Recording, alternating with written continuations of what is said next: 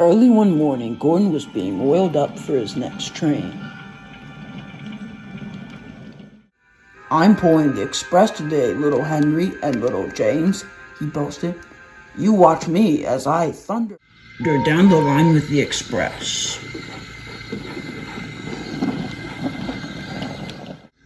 James and Henry looked at each other. They were glad to see Gordon go.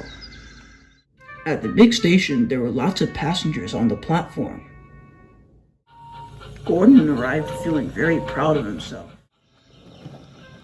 "Look at me," he said with a smile on his face. "I'm the pride of the line. Never late, always on time. That's me." And he waited for Thomas or Percy to shunt his coaches behind him. But strangely, the coaches weren't there, nor were Thomas and Percy. Gordon didn't mind. He waited patiently. Soon time passed, and the passengers were beginning to grow impatient. So was Gordon. "I don't understand," he muttered. "Where are those silly little engines?" Soon James arrived at the big station.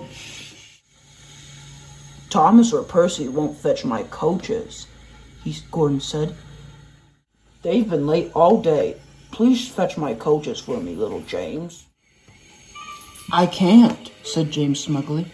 "I have an important job to carry on to." Gordon was intrigued. "Where are those silly little tank engines?" "They're at the harbor shunting coal cars there," James explained. "No silly shunting at the harbor," said Gordon, "is more important than carrying the express. Engines shunt my coaches and I pull them. That's what I'm built for."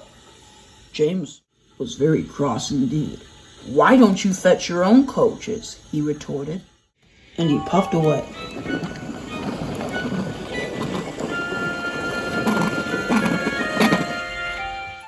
"Fetch my own coaches," Gordon sniffed. "I'll just wait here till someone fetch my coaches."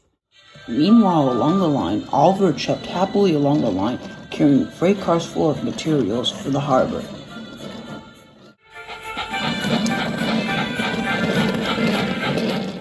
Soon as he approached the yard, he was looking forward to a drink at the station. Then Oliver stopped to see in front of him stood Gordon.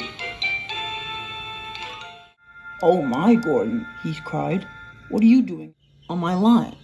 "I won't move until my coaches are shunted in the back of me, so I can pull the express," replied Gordon hastily.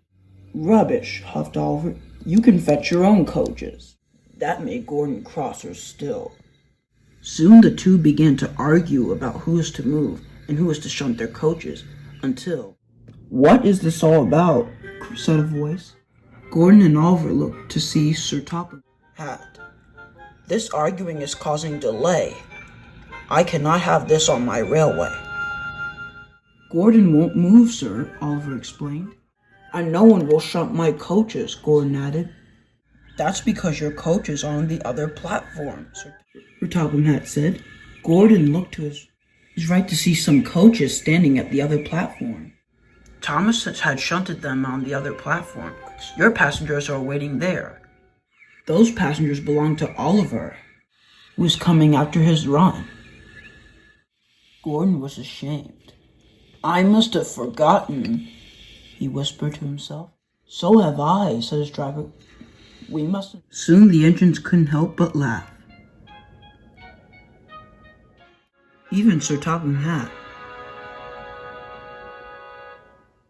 Soon Gordon advanced himself to the right platform. Thomas puffed in with Annie and Clarabelle. "Look," he whispered to Annie and Clarabelle. "It's Gordon, but is he in the right platform?" Gordon forgets," giggled Annie and Clarabelle together. But Gordon has learned to never make the same mistake again.